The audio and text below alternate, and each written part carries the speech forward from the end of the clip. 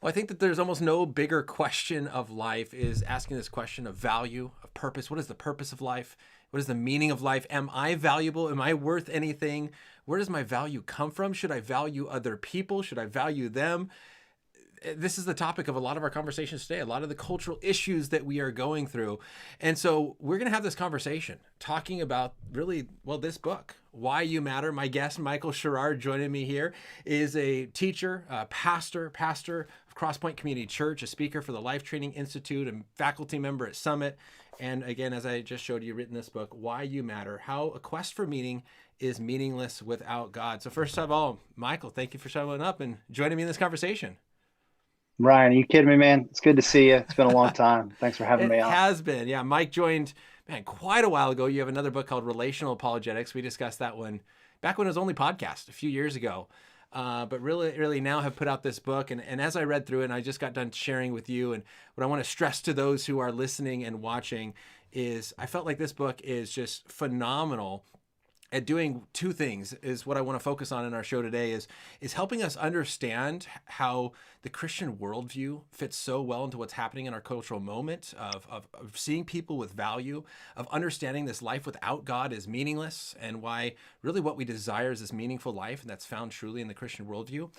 But then the second kind of aspect is how the when you finally live out your true meaning and purpose and who God has designed you to be, it really does produce the best life, the life filled with joy. And your chapters point that out of like the joy in identity, the joy in your calling, the joy in serving other people, the joy in loving people. Because really, like we want is not just this question of are we asking, is Christianity true? But also people are asking the question, is Christianity good? And I think that this answers both of those questions so well. And so I'm excited to have this conversation with you and to be able to dig deeper into this topic and have you share kind of your heart behind this. And if you are, though, joining for the first time, listening or watching, my name's Ryan Pauly. This is a weekly show. Took a week off last week, had a break for spring break, but we are back. Weekly show discussing aspects of the Christian worldview, what Christians believe, learning how to defend it well, and then faithfully living it out. And so if that's interesting to you, you can subscribe, check it out, and keep watching. More conversations coming up. So, Mike, let me just ask you this. I told you, I just told my students today, I'm like, man, if I could make you students read this book, I would.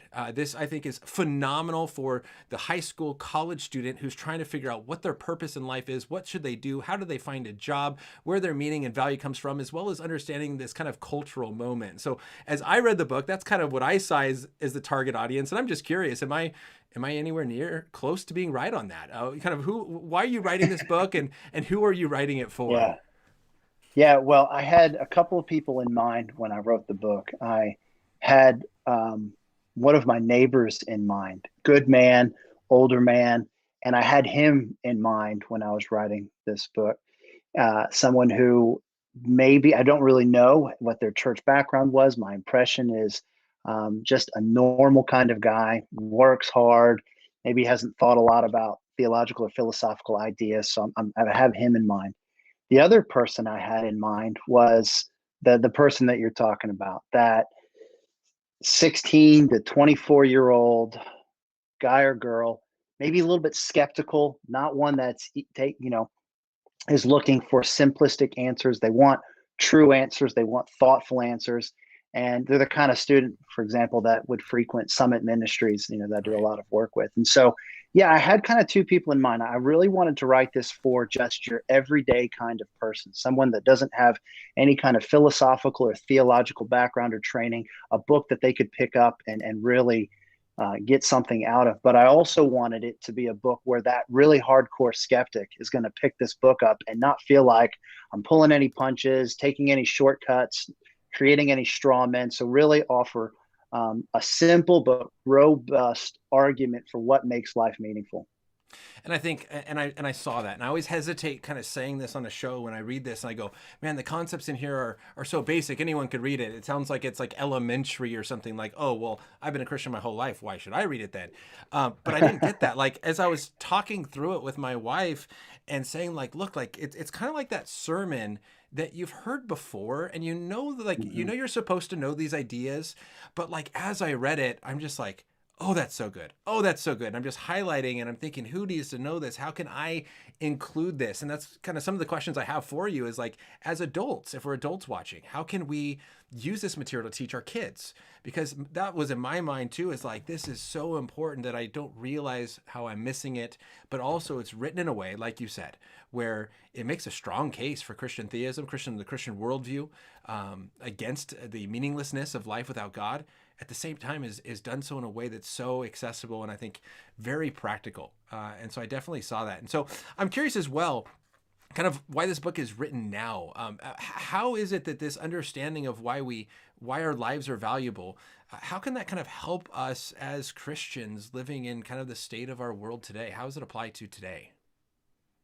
Yeah, well, it's funny is the wrong word to use, of course, but just the timing for this book and how it came about. And first, man, just thanks, Ryan. That those are very kind words, and I mean, I stress is probably the right word a lot over this book because of the opportunity and what is needed right now. I really felt that burden of this is the message for our time. The Lord has given me an opportunity to speak into this, and I didn't want to screw it up. And the book, it's not the book that I thought I was going to write.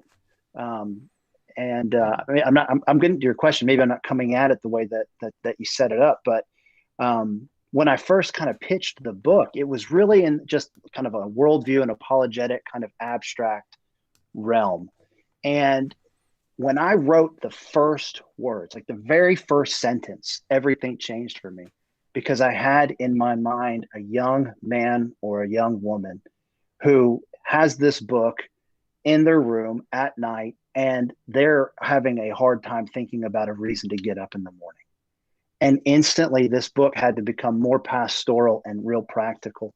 So where the idea from the book came, I'll back up now. So the book has a lot of a pastoral, tone to it as much as it has an apologetic or a worldview one. But the idea came years ago. I know the title "Why You Matter" may make it seem like it was written in response to current events, in the world of Black Lives Matter, Blue Lives Matter, All Lives Matter, and it wasn't. The title even predates some of the prominence of these movements. But the idea for the book came probably 4 years ago. And I was sitting in a Sunday school classroom with some good friends, people that have grown up in the church, people I respect, look up to even in terms of Christian witness and how am I to live my life. And I forget the exact topic of that morning, but what I do remember is that every person in the room that I was surrounded with was thinking in the I am that which I do box. They had adopted an entirely secular understanding of what it is to be human and where our value comes from. They could not get out of I am that which I do. And what seemed apparent to me was that the idea of being made in God's image and a biblical anthropology was completely lost. Right. And so I started to explore this hunch, this idea. How pervasive is this? How much has the church forgotten a very simple idea? So you're not wrong when you say this is a book that anybody can read. It's very simple. It's a simple idea.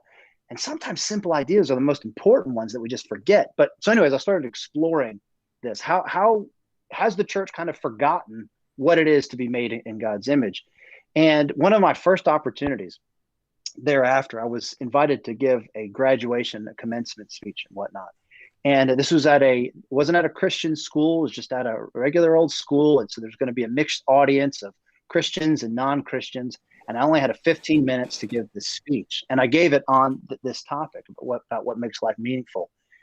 And I had Christian and atheist alike coming up to me afterwards, like they had been given just water to someone who's really thirsty. Yeah. And so long and the short of this story is that idea began in the Sunday school classroom. Over the next couple of years, I began to really dive into this topic, speak more on it when I could. And then a couple of years ago, Summit Ministries came up to me and said, "Hey, is there a book you want to write?" And this was the book. So, and then last thing, I'm getting long-winded here, Ryan, but from 4 years ago to exploring the idea, to sitting on Summit's porch and them asking if I have a book to write, To when the contract then comes down, to when then I can actually write this book, and then it release now in a time where the world is rightfully so obsessed with equality, but I think they have forgotten and lost the basis of why we are all equal and why we matter. I don't know that this book could be any more relevant, and it was in the Lord's timing.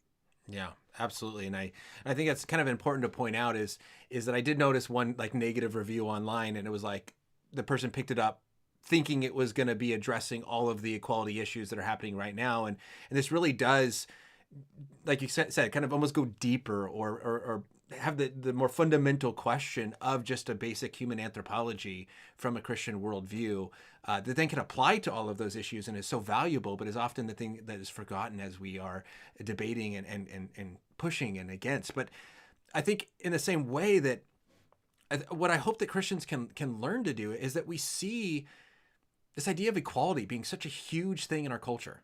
Everyone wants to talk about equality and the equality of all people and the value of all people, but this really borrows from a Christian worldview. And so, I'm curious kind of as we kind of approach this practically in one sense of like, if, I guess I have two questions. I'll ask the first one. If we recognize people as being valuable, if we recognize people as being equal, why are we fighting? Why do we hate? Why do we still have this, I don't know, whatever inside of us where we look down upon the other political party or whatever, when at the same time saying, no, people are valuable, people are equal? Yeah, two reasons. One, just sin. I think we will always struggle with that. Even if we truly believed and had a very good understanding of why we're all equally valuable, I still think just because of living in a world where sin is a reality, hatred is always going to be a part of this world. But I don't think people have a firm grasp on what makes us equal. We believe in it, right? You'd be hard pressed to find somebody who is an open, adamant racist who thinks that you should treat people differently on the basis of some arbitrary characteristic. Right. You would be hard pressed to find a sexist, someone that says we should treat women inferior to men on the basis of their gender. You're not going to find that person. So most people today will believe in this principle of equality, that all human beings are equally valuable and therefore should be treated equally. But the question is, why are people equally valuable? If you don't have a firm answer to that, you may believe in equality, but I think you're really going to have a hard time treating people equally when you don't know why we are equal. So I think that's it. And I don't know how far ahead we want to get in unpacking that, but I think that's a real problem that we're facing. Right. I think you had already mentioned it, but we are moving away from a Christian foundation. We are moving away from a Christian heritage. Equality is a gift of Christianity because a part of Christianity is the belief that all human beings are made in the image of God and are loved by him. Human beings, therefore, in a Christian worldview, have intrinsic value, which means we are the kinds of things that are valuable for what we are in and of ourselves. We are an end in ourselves. We don't become valuable. We aren't valuable based on what we can do. We are valuable because of what we are, human beings made in the image of God and loved by him. That idea is a radical idea that really shaped the Western world. That's our heritage, at least here in the United States and much of the Western world. We're moving off that. We're moving away from that. We've killed off God in a sense. And when you kill God, other things die as well. What's still hanging out there is this belief in equality, but what's underneath it? Why are we really equal? And if we, as a society, don't have a good answer to that question, we may believe in equality, but we're also going to have a very hard time treating each other as equals. Yeah, and I think that's so important to point out in the sense of, it kind of reminds me of kind of the argument of like, well, I can be a good person and not believe in God. And the Christian response to kind of this moral argument is like, well, but if God didn't exist, there would be no good. And so we're asking about that foundational question. And so I'm curious kind of what you would say then to kind of maybe that objection is like, well, if someone says, I'm not a Christian, I don't believe in God, but I do hold to human equality and I still can treat people well. Why is God necessary for this? Right. And it's that question. It's not, can I treat people well? The question's more basic. What does it mean to treat somebody well? What is good? What is bad? If God doesn't exist, life is here simply because of an accident. If God does not exist, there is no inherent meaning to life. There is no purpose. what is right and wrong in a universe lacking purpose? Right and wrong, as we understand it, means it's violating some standard. Well, in a universe without any meaning, what standard is being violated? Simply the standard that we have created for ourselves. It's entirely arbitrary in that sense. What is good? What is wrong? Right and wrong, good and bad. It's entirely arbitrary. It's entirely subjective. So for that atheist that says, I don't need God to be good, I would answer, I agree with you. I think you can be good depending on the theological understanding of what we mean by good. But I'm going to concede this for the conversation. I agree. You can be good without God. The question is, what is good if God does not exist? That is the really fundamental question. And that's really problematic for the atheist. Philosophers and ethicists have been trying for years to develop a system of ethics that can ground objective moral fact. It can ground moral facts and values in some kind of objective way. And it's really difficult to do. The pop atheists don't recognize that. The true intellectual giants of old did recognize that. People like Nietzsche, people like George Orwell, they recognize the challenge of trying to build a system of ethics without God's existence. So that's where I would start. And I think it's important too to point out, because you mentioned during that answer that you talked about this no inherent meaning without God, and when I talk about this idea of there is no purpose, objective purpose, or inherent meaning or inherent purpose without God, the common response is, well, I can have my own meaning, I can have my own purpose. And so I think I'd love to hear kind of your response to that on, well, people say, well, no, my purpose, my meaning of my life is to be nice to people and to love my family. That's good enough for me. Why do I need this inherent meaning, inherent objective purpose? It's good so far as somebody is able to truly believe that their actions are meaningful. That's the good and the bad of this. If you are your own standard for what is good and what is meaningful, you are the judge in a sense. Well, your meaningful life is going to hang in the balance of you being able to convince yourself that your actions really matter. Let me just tell a story to maybe make this point. So I was giving a lecture on this topic maybe a year or so ago. Well, more than that, because it was pre-COVID. But I had a young lady come up to me afterwards, college-age student, really bright, respectful, had a great conversation. She was an atheist. And she came up and she said, listen, I'm tracking with you. I agree that if God does not exist, then there is no ultimate meaning to life. There's no ultimate purpose. I'm paraphrasing a bit of what she said here, but this really captures pretty accurately what she said. She said, but this is a freeing idea. If there is no standard beyond that which we create, it's a freeing idea. She said, life can be so stressful. From the moment you can talk, people are asking you, what do you want to be when you grow up in life? She says, and they never stop asking that question. Get good grades so you can get into a good school. Join this club. Try that sport. Pick a side on this cause, and it just goes on and on and on. She said, so the idea that there's no ultimate meaning to life is freeing. Bake cookies, make millions, solve a justice problem, play video games in your mom's basement. It's all the same as long as you don't hurt anybody. So that's kind of your point. I can create my own meaning, right? And this is freeing. This is good. But she said, and this was a very honest reflection on this topic from her. She said, it would be kind of nice to know, though, that my actions mattered in a way of greater significance than simply satisfying my arbitrary preferences. Yeah. Those weren't her exact words, but that was her point. And she says, and I don't know what to do with this. Yeah. She says, I don't believe in God, but I want to believe in God for this reason. She described perfectly, I think, the tension of living in the freedom and the futility of an atheistic universe where there is no transcendent standard to judge your actions. Yeah. So for some, they'll go through their whole life and they will set a standard for what is meaningful, and they will live up to that standard, and they're going to feel maybe perfectly fine about themselves. There's going to be a number of other people that set that standard, live up to that standard, but go, that is simply a standard I have made. There's no real meaning to that. I've just given it meaning, but who am I to give it meaning? I'm a cosmic accident. I'm a genetic mutant. Why is my inherently meaningless life able to declare these actions as meaningful, and now me really feel as if they are meaningful? I kind of really know they're not. And Yeah. so that's what this young lady's problem was. She could see through it. She understood the freedom, but on the other side of that coin was the despair of all I will ever accomplish is living up to the arbitrary standards I or someone else set for me.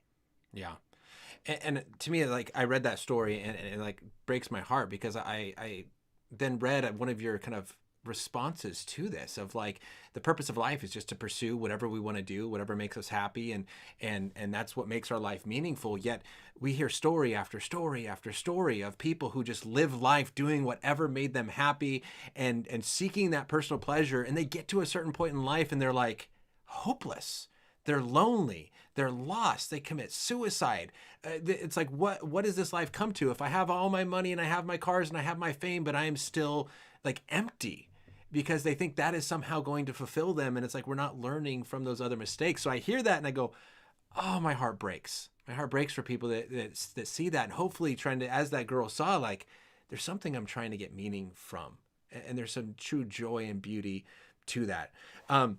Now I want to I want to focus on that kind of at the end of our conversation, because I think there's so much beauty, as you mentioned in the book, and joy that comes from understanding a true identity and meaning that's found in Christ. I'm curious, so on a couple other kind of preliminary things, is how do you go about then showing to that girl that true meaning, true joy, the thing that she really does hope and look for and desire is found in Christ? How do you make a case for that to the atheist, to the skeptic?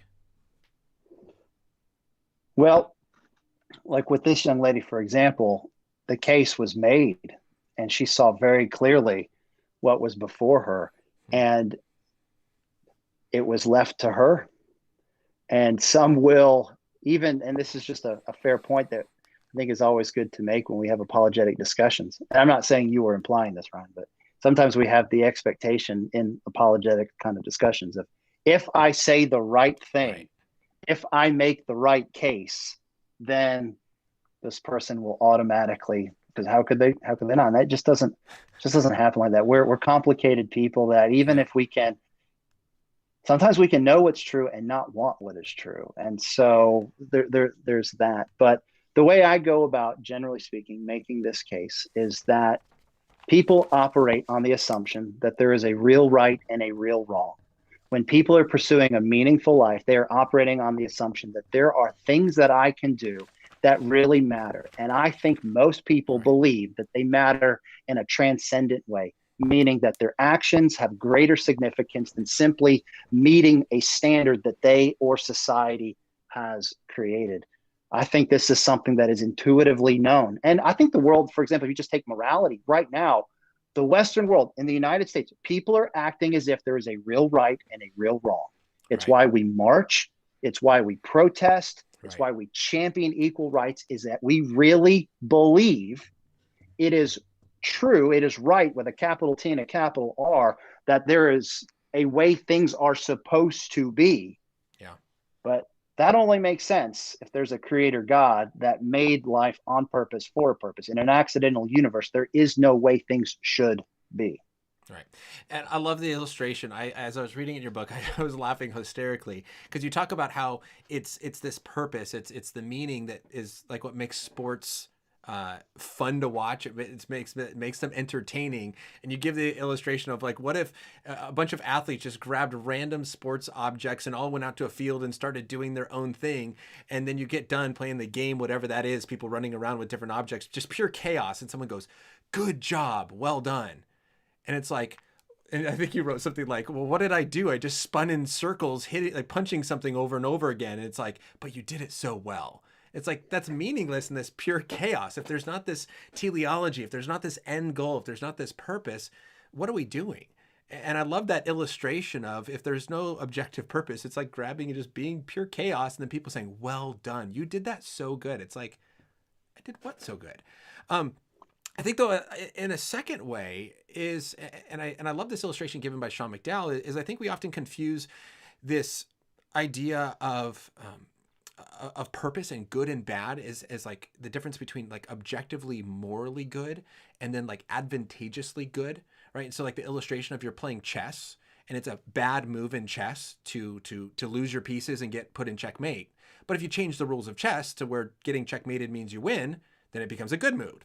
And so I think that's kind of what you're talking about is we have these society rules, and then we want to say that right and wrong is determined based on how you live in an advantageous, good or bad way according to those rules. But the rules are subjective and can change. But I don't think that accurately matches what we intuitively understand and even what we stand for, that it's just this good and bad based on these arbitrary rules society makes, like playing chess has good and bad moves based on the rules of chess, but there's good and bad based on the rules of basketball or football, right? It's all different, versus this objective standard of morality that we're seeing people crying out for in our culture.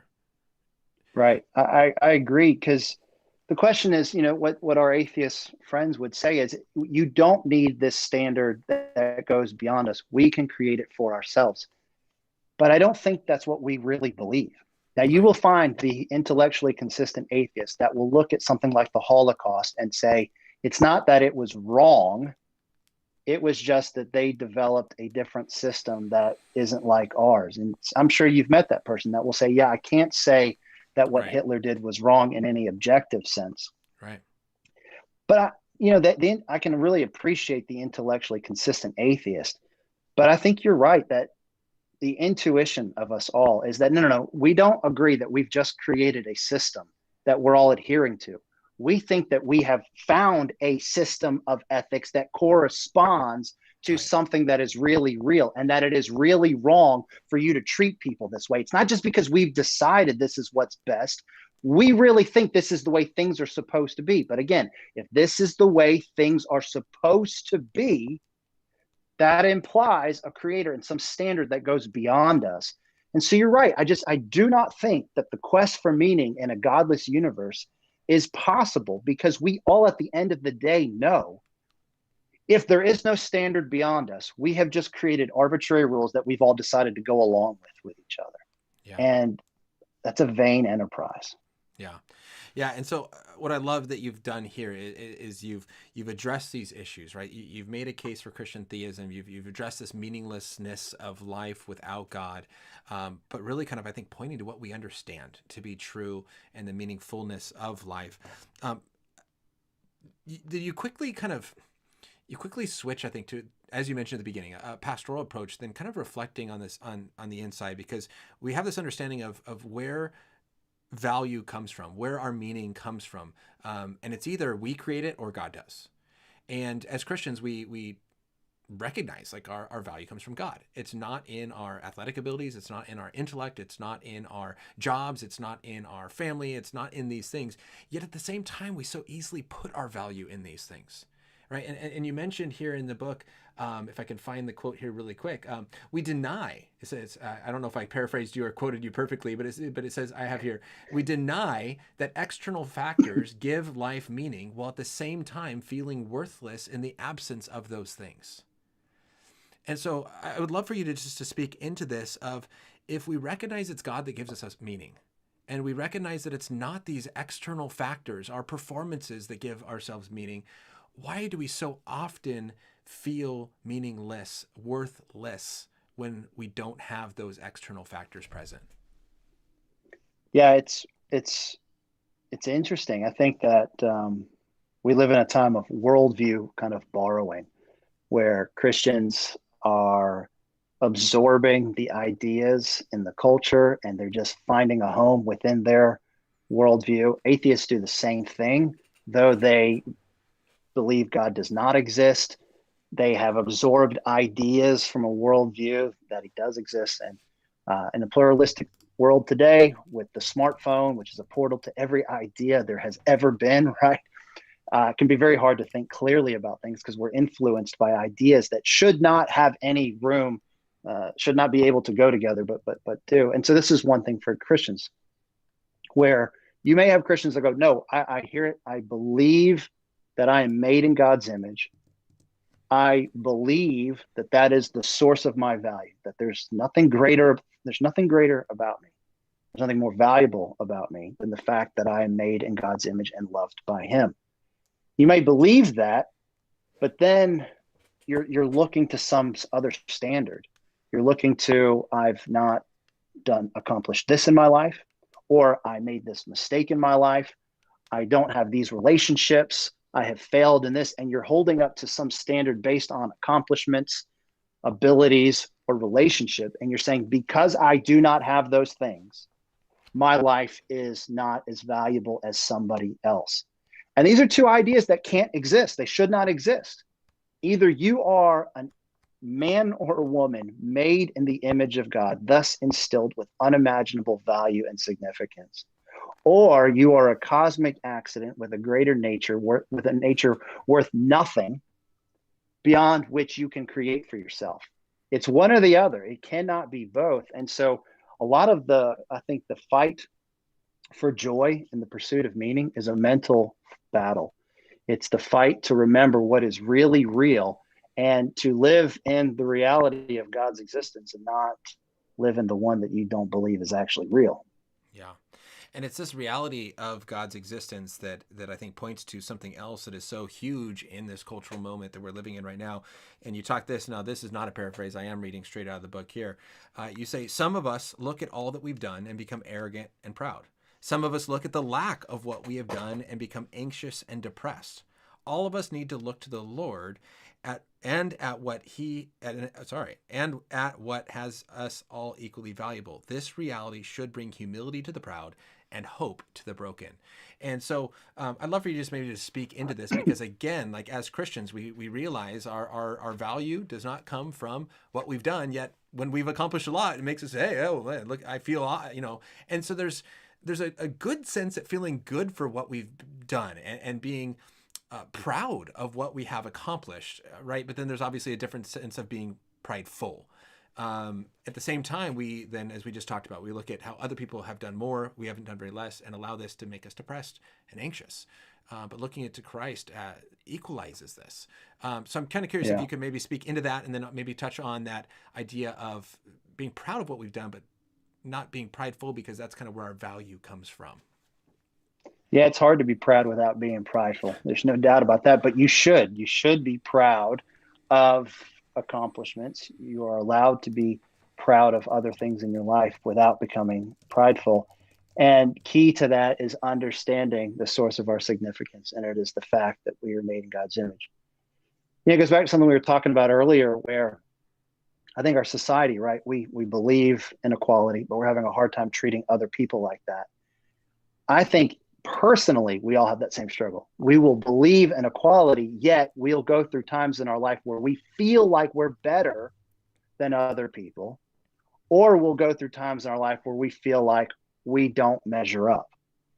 And again, that's where this idea is. It's a leveling kind of idea where it takes those of us that are arrogant, because we look at what? You make more money than someone else? Great. They're made in God's image. So are you. You're really going to be impressed that you make $60,000 and you're the assistant to the regional manager and you're Dwight Schrute or whatever, that you think because of this accomplishment, you're worth somehow you're worth more than this other fellow image bearer. It's a ridiculous idea. And whatever your accomplishment is, whatever your characteristic is, it pales in comparison to the fact that we are all made in God's image and are loved by him.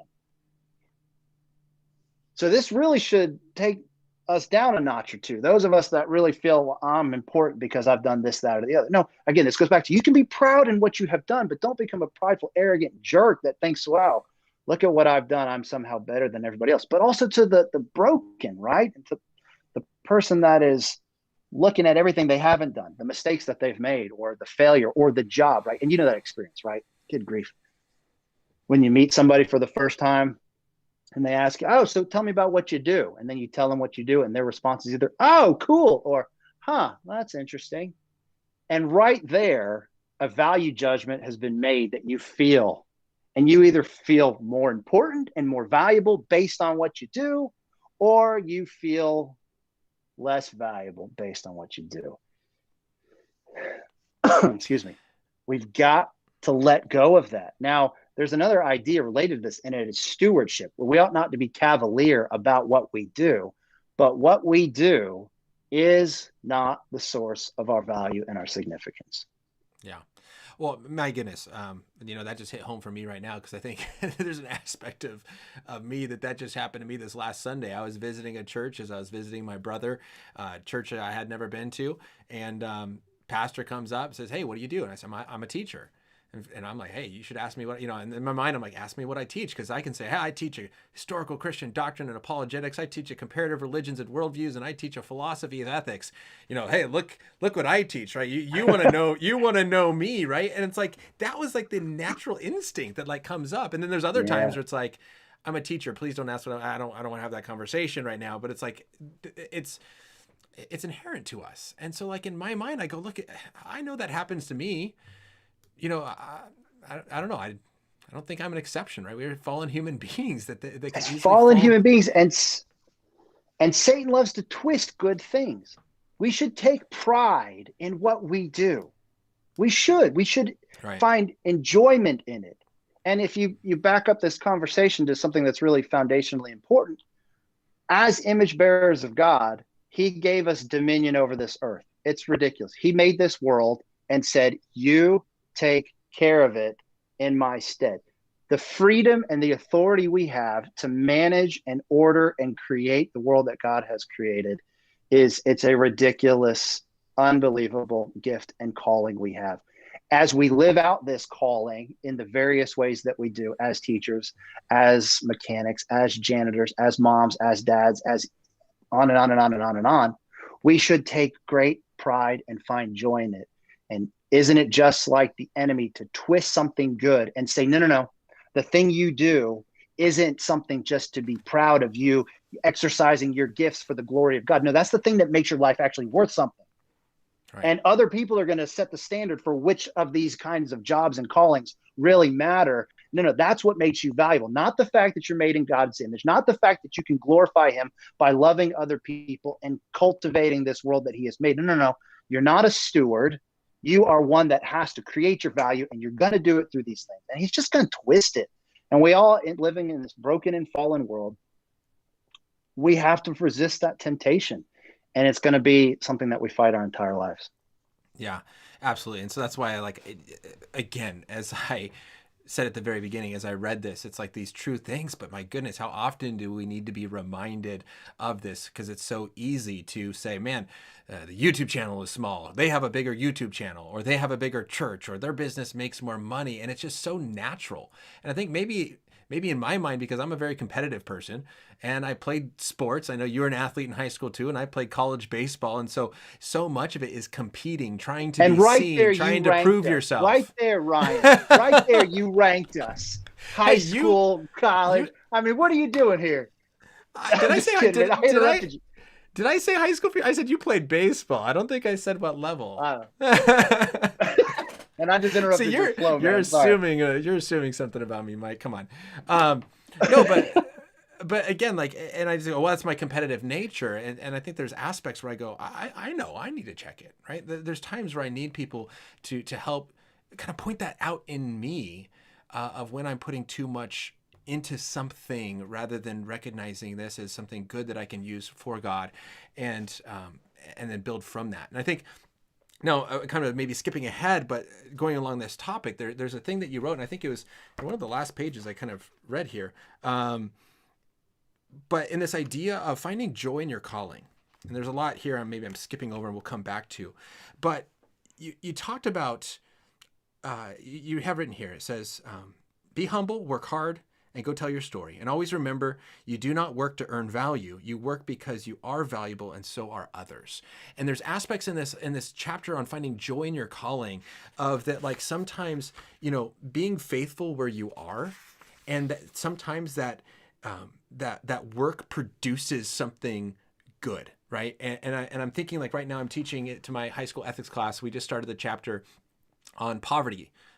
And how do we ethically think about poverty? And it gives the example in the book about this guy who saw poor people, sought to help them, and then through helping them ended up funding this worldwide business that then is a multi-billion-dollar business, and it's helping bring people out of poverty. And it's like, there's two different ways you can go about that. It's a selfish, I want to grow the biggest business, I want to make tons of money type of way. And then there's times where people are just faithful, trying to serve, trying to help, and it grows and it becomes something huge and amazing. And we shouldn't take away from that. But again, it's checking ourselves as, what is our goal? What is the purpose that we have in this, and finding joy in that calling? I just jumped way ahead. So now I just kind of lost track of my thoughts because I'm like, I don't have like necessarily notes, but I'm kind of working through what I Yeah, no, remember. But yeah, go on that. it's a very important idea that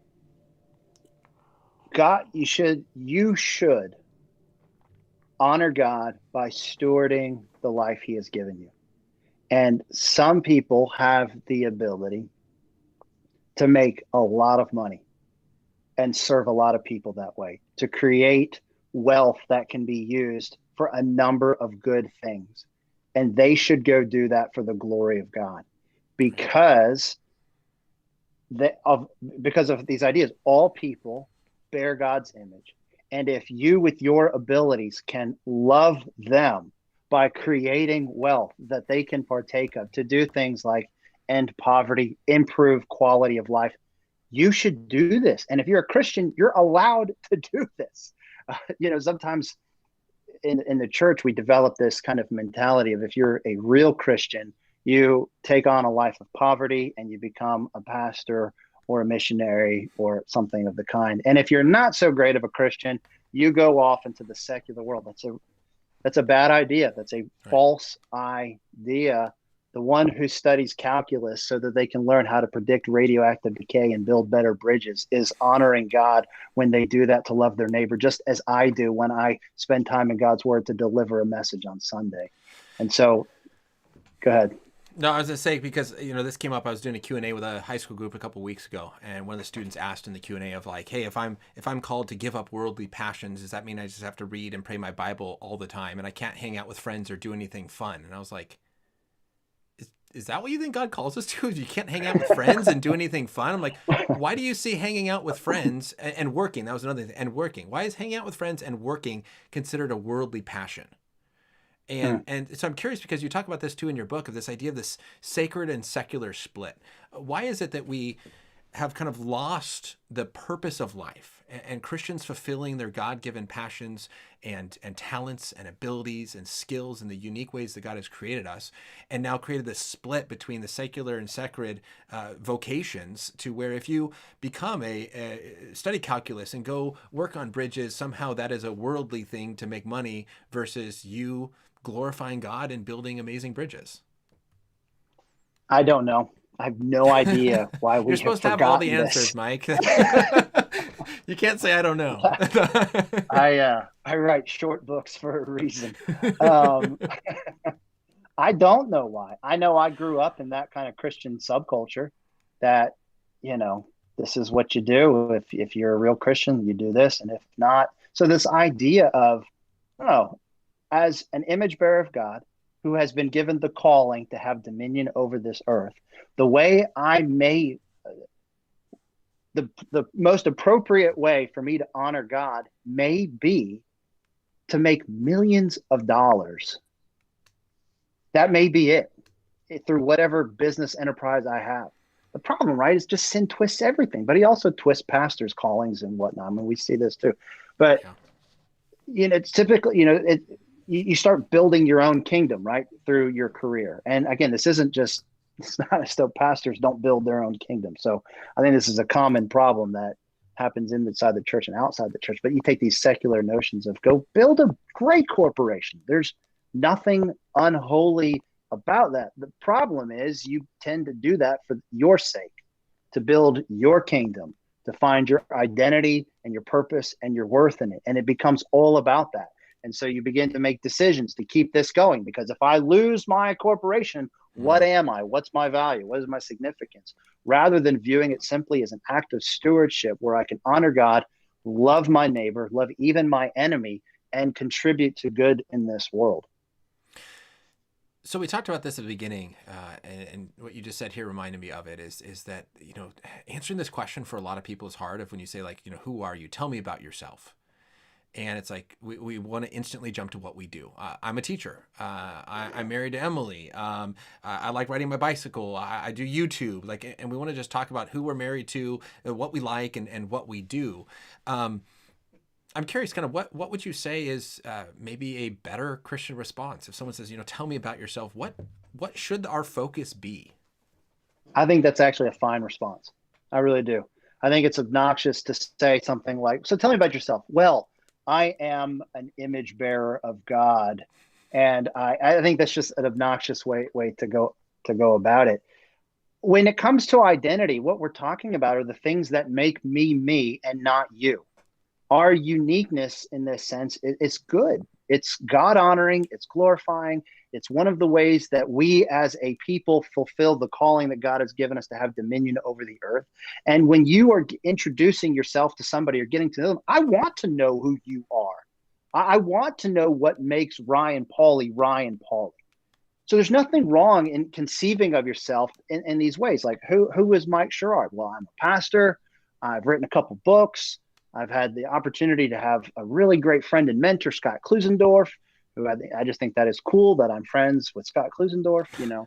And it's Say it a okay few for me more times. to I know I'm paying this guy back, man. This is how I'm paying him back for what he's done for me, which is not working because he's already got a big head. So I probably should take back everything I've said here. But it's not wrong for me to talk about myself like that. The problem, though, is, again, it's what we're talking about. Typically, when it comes to identity, we latch on to some of these key things, and they become the essence of who we are and what we're worth. Right. The problem with that, of course, is there's just a lot of problems with this. For example, is when these things that these good things that we've latched onto, when they go away, and almost all good things go away, the essence of who we are has gone with them. But when I, again, fight to remember that the greatest thing about me is that I am an image bearer of God, that I am loved by him, and in Christ, I am part of God's family, that allows me to take joy in these things. And it even allows me to mourn them properly. If I were to lose my ability to speak and to write, if I were to lose any of these, be sad about it. I would mourn them. I would grieve them. But I could do it appropriately because what I'm grieving is not the loss of my significance. I'm just grieving the loss of a good thing.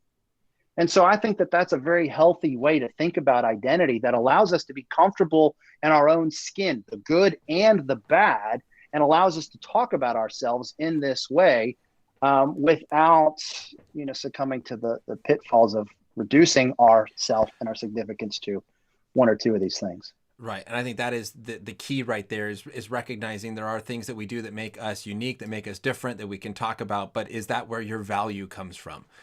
Because when it goes away, that leaves us in a spot. And you talk about this in your book, and I'd love to hear you talk about it, because I know you kind of wrote this to kind of that teenage, high school, college student, and they can learn from this. But I think there's also going to be parents who are listening and watching. And you talk about in your book how you helped your kids understand the essence of who they are. And so I'm curious, kind of as a parent, how do you go about doing this with your kid, of helping them understand the essence truly of who they are and having this proper balance between what they do being good, but that is not where their value comes from or who they are in the core way? Yeah. Well, my wife helped me out with this, and I'll tell you one simple way. Now, I've got young kids. My oldest is 13. My oldest has special needs. I have a daughter, who's 12. So I've had younger kids. You asked me this question in a couple of years, and we'll see if my answer's the same. I'm going to have to learn how to teach these ideas as they get older. I hope my experience in working with teenagers and college students for the last 20 years is going to help me out, but I don't know. But with young children, one of the things my wife helped me do, and we do this now together, was as a good loving dad, I would praise my daughters, for example, for their beauty. And I remember one night I was putting my girls to bed, and I was telling them, you girls you're so pretty, you're so smart, I love how athletic you are, and I'm just praising their good qualities, right? And then I sing for them, and even to this day, my girls and my boys want me to sing to them before they go to bed. And Ryan, I can't sing a lick. I'm the worst singer ever. But anyway, so I do all that. I leave the room. What's that? So don't you play guitar and lead worship or something? I play guitar, yeah. It's one of the best things about me. It's where I find my identity. I'm sorry. But I come out of the room, and my wife, she says, hey, there's of course nothing wrong with you praising your daughters for these things. She said, but you got to be careful though, because you don't want them to begin to think that the reason you think they're special is because of their beauty or their intelligence or their humor. I thought, that's a really good point. It's fine for me to praise them about this, but I cannot begin teaching my daughters that this is where their significance is found. And even in my eyes, like, why do I love my daughters? I got to be careful about, through doing something good, actually communicate something that I don't believe. And so here's just a simple thing I started doing with young kids. I would say, Caden, I think you are so beautiful, but if you were ugly as a witch, I would love you just the same. And it became this funny thing where I would start doing it often enough to where they would roll their eyes and they go, I know, Dad, I know. But I think it was a fun and a healthy way for them to know you are special because you are mine. Beauty is a good thing, but it may not last. Intelligence is a good thing, but it may not last. These are good things, and these things may be taken away, they may be taken away from you for any number of things. That's not why you are significant. So that's like a simple thing that I would do with my children to begin teaching them that their significance rests in what they are. And for me, it's because they're my children. And by analogy, I think that will help them to understand their significance in general in this world. It's not because of what they will go on to do. It is not because of whatever standard they live up to that other people create or they create for themselves. It is because they are made in God's image and are loved by him. Yeah. And there's so much depth of truth to that, I think, as well as loved by God and loved by you as a parent. And one of the things that you talk about here in this book that I thought, again, was just so good is how we sometimes, I guess, confuse in our culture of we often have this utilitarian view of relationships, right? Where we're trying to, where we sometimes can slip into using people for our advantage, or, whatever works for the best, number of people is what's good, and sort of thing. And you talk about this idea of how love, this selfless, self-giving love, impacts and shapes that. When we truly have a love for other people, seeing them as valuable image bearers created in the image of God and loved by God, that when we truly have this selfless love for him, how it kind of strips away that utilitarian narrative of relationships. I'd love for you just to speak into this a little bit of how we see that happening and how, again, this recognition of true objective meaning, value, purpose shapes that. Yeah. In a godless universe, relationships are nothing more than utilitarian. That's a really fun philosophical discussion to have that probably take us too long to get through it. But if God does not exist, relationships are nothing but utilitarian in nature. If God exists, though, friendship is an intrinsic good. It is something that is good in and of itself because other people are intrinsically valuable. So here's just a couple of ways that this idea has changed the world.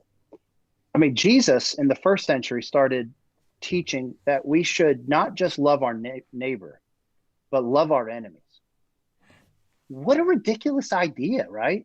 Why should we love our enemies? What is the good reason to love our enemies?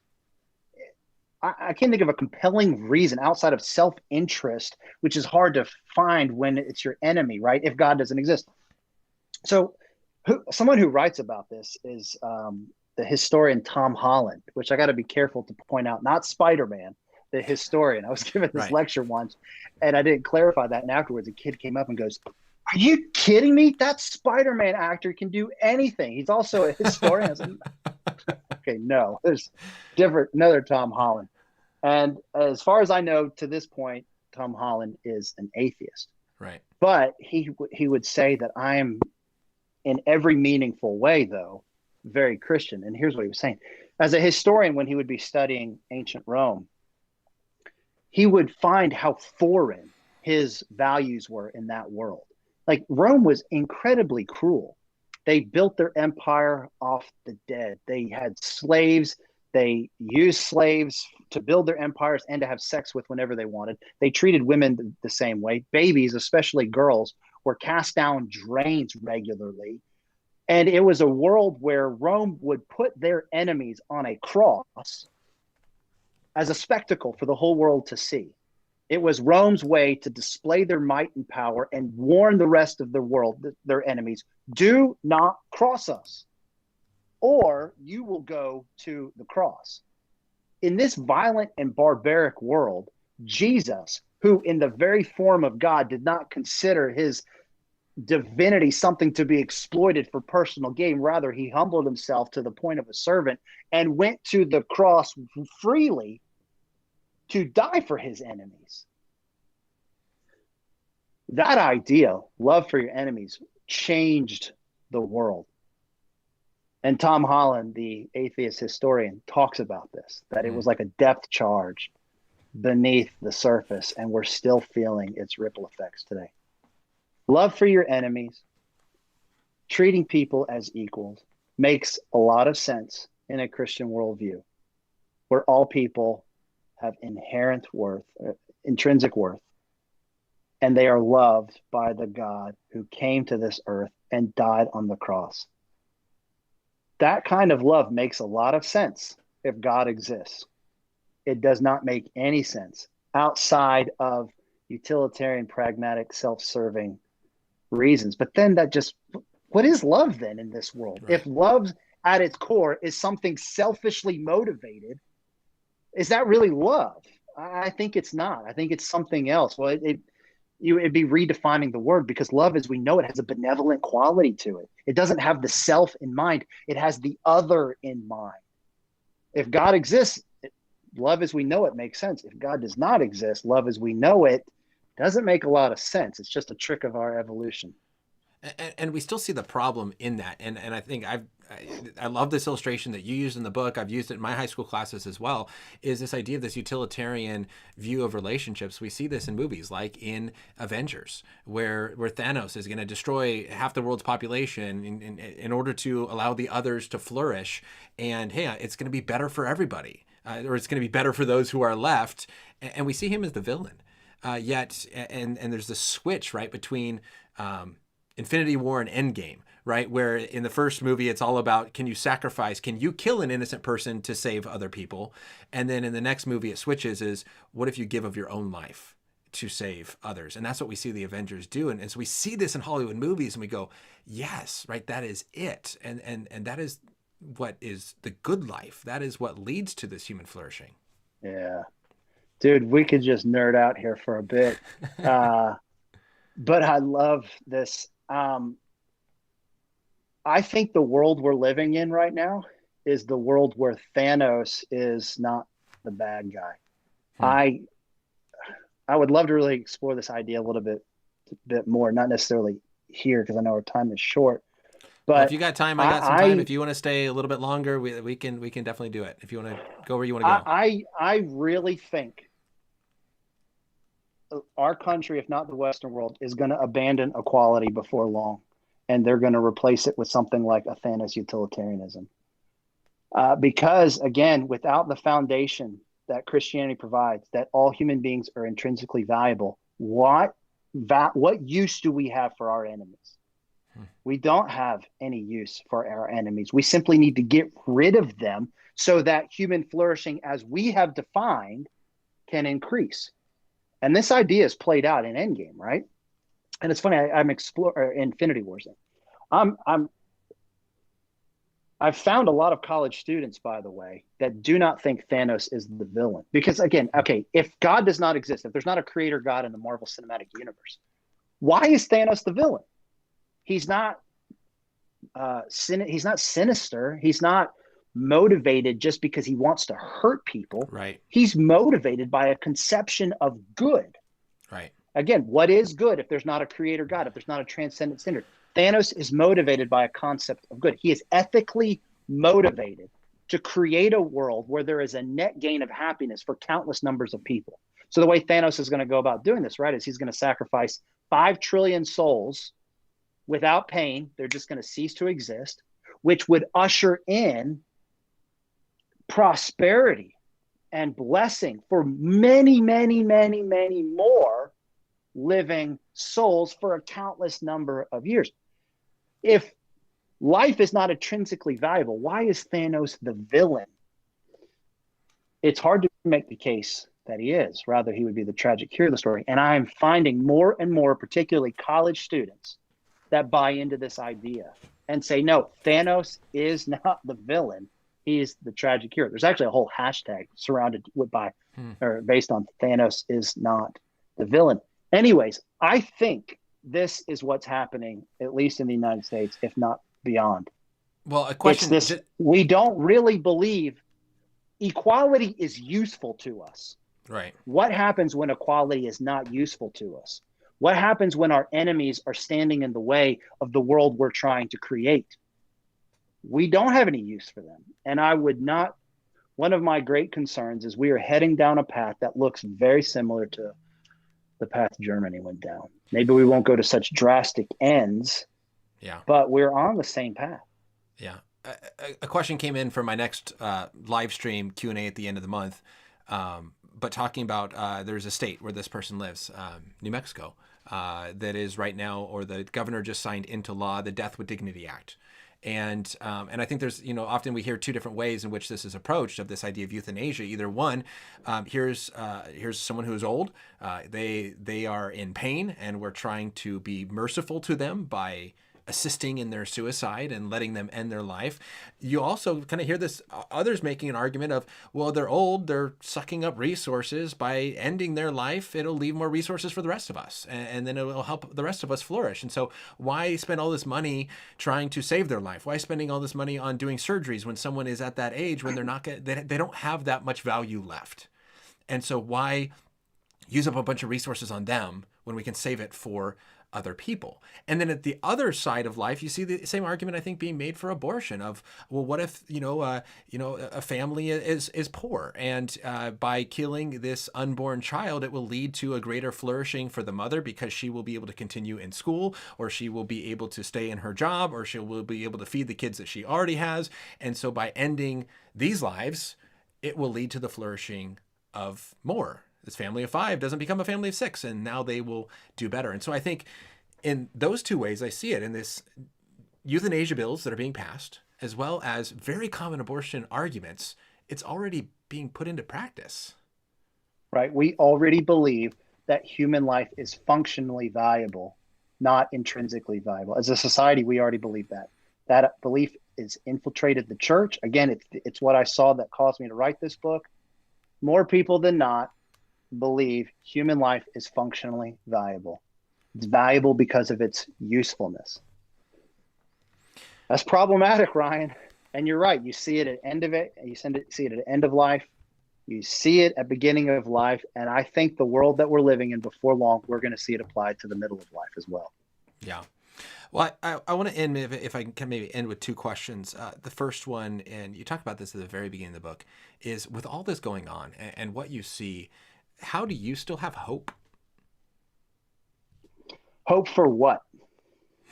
Just in general, or for something in particular? I think, maybe just in general, because I think sometimes you go, oh my goodness, look at the world seems to be falling apart, and there's abortion, and there's now euthanasia bills, and what is happening, and we are becoming more utilitarian, and we're losing Christian values, and whatever it is that we want to look at. It's easy to jump, I think, on this bandwagon of the end of the church, the end of the world. And it's like, look, the church, the gates of hell cannot prevail against the church, right? There's this understanding of who we stand for. So how do you kind of, I guess, remain hopeful in this while pushing against culture? That's good. The reason I can remain hopeful is because, one, in the ultimate sense, all the wrongs will be righted and all the tears will be wiped away. There will be a renewal of all things when the creator of the universe comes back. So there's hope for that. But there's also hope for the present. Joy is found in simple things. The joy in laughing through an eCam live stream over silly things, Ryan. This is all the stuff that's going on in the world. This is fun. This brings joy. I'm going to go home to a beautiful wife And we may fight. I don't know. Who knows? We may fight, I'm or keeping we you. may I'm keeping you extra long. Sorry, you can just you can blame it on me. It's my fault. but man, even in fighting, there's joy because I'm fighting with a woman that will not leave me. We in marriage, there is this covenant where I know this is the one relationship I have that I can fight with her and I don't fear her leaving me because of that fight. She is going to love me. There's such joy even in that fighting, in that kind of relationship. There's going to be tomorrow morning when I wake up my kids. There's going to be in the afternoon when I'm throwing a ball. Joy is found in some of the most simple things that we are just blind to because we're distracted by these big things. And so much of the fight to live in the meaningful life that we have is the fight to live in what is really real and the joy that is set before us. I do talk about this in the book, but I had a good friend of mine really help me through this. And one of the ways she helped me was just go read Ecclesiastes, read Ecclesiastes, read Ecclesiastes, because it deals a lot with what we're talking about here, where we spend so much time living in the anticipation of future joy and outcomes, and we cannot control outcomes. So take this book, for example. Like I mentioned earlier, I felt the responsibility of writing a book that I thought was very timely. I could be so wrapped up in what I hope this book does, which it may do for any number of reasons. I may write a terrible book. I may write a great book. And there could be any number of reasons why this book doesn't do what I hope it does. And I could live in the stress of the what ifs and miss the joy of being able to write a book. That's not an opportunity that comes along every day. I have the opportunity to laugh at the lines that there ain't no way this line's going to make it past an editor. I get to have the joy of getting a manuscript back and going, oh my gosh, the editor let me keep that line about whiskey in this book. And I can enjoy that. But I could miss all of it if I'm just caught up in worrying about the outcomes and the what ifs. And so another reason to be hopeful, Ryan, is because I know that with all of the bad in this world, the stuff that is going on out there, the abiding joy of the Lord can be had in him and in the good things that he has made, in the simple good things that he has made. Right. The challenge is to fight to live in that world and not be overcome by the brokenness. Yeah. Well, I think you maybe just answered the last question I had for you. But I think that's where I wanted to end, is that, you know, we've talked about these stories of the meaninglessness of life without God and where that leads us, and wanting to not only make a case for Christianity and how the Christian worldview makes sense of the morality and the meaning and the purpose that we have, but also that the desires that people have are to be happy. Like that's often do what makes you happy, but we recognize that true joy, true happiness is not doing whatever you want. True joy and true happiness is doing what you were created to do. And so here you talked about that. And if there's anything else to add, or if not, you can just say, no, you shared it all. But, you know, in the book, you talk about these 3 keys, right? And I guess you didn't mention the keys, but what are the 3 keys that you follow to live in the joy of why you matter? Is there anything else you want to add here of showing that this idea, like, man, it's understanding who you are that produces what we want, which is happiness and joy. But here are these keys that we can do to live in that joy. Yeah, I have to, excuse me, constantly remind myself why I'm significant. And whether it sounds gimmicky or not, it works. The last 2 years, so this is one of the 3. The last couple of years have been, without doubt, the hardest years in my life. Pre-COVID, like right when I'm getting ready to start write this book, it looked like a number of the good things that I had were going to be taken away from me. And in fact, I'm like literally a month away from my first deadline, and I've got nothing, Ryan. I've got crap. I mean, I've got crap for this book. And I'm starting to stare down. What if I can't deliver on this? An extended deadline's not gonna change anything. I cannot get this thing. I just can't write anything good. And I started to face the reality of where I thought my life was headed, maybe it's not going. And I had to have a very real kind of just a moment where if that is what happens, I can be sad. But again, I've not lost the greatest thing about me. I've not lost my ability to have a meaningful life. I've not lost the ability to know God and love other people. I've not lost the essence of his nature. I have all of these things still. And so I myself have got to remind myself, what makes life meaningful? What is the essence? What is my essence? The next thing I do, and I think I have touched on these, but I have to fight to live in what is really real, not the what ifs. We spend so much time living in the what ifs, and we've chosen to live in a reality that may never come to be. That's foolish. And the last one I did touch on this is what joy is set in front of me that maybe I'm missing out of because my eyes are over there. So these are very simple things, but when you begin to build a discipline around them, remind yourself what makes life meaningful. Where does my significance come from? Live in what's really real, not the what ifs, and what joy is set in front of me. It does allow you to live out the joy of the meaningful life that you've been given. Wow. Well, Mike, I just tell you, I have been truly encouraged by this conversation. As I read this, I was encouraged. Just hearing you talk about it, it's even more encouraging. I hope that everyone listening and watching are just so encouraged by it as well, and I know that they will be. Thank you for staying late at the office. Thank you for taking this extra time. Hopefully your wife is not too mad, but thank you for taking this time, for sharing this book, for writing this book, getting it done, and sharing it here on my show. I appreciate it. Thanks for taking the time. Hey, thanks, Ryan. Thanks for this. And if my wife's mad, I'll send her your way. Yeah, feel free. No problem. And then I'll pass her off to Emily, and, all this and they can have a good about, conversation. All this joke about my wife is really now going to make her mad. She's not going to be mad, everybody watching. No. She's very glad I'm doing this. Sorry, Terry. It's also my fault. Awesome. Well, Mike, thank you. Hey, man, it's good to see you. Hopefully we can hang out in person sometime soon. I know we're on opposite coasts, but hopefully we'll catch up before long. Yeah, so good to see you too.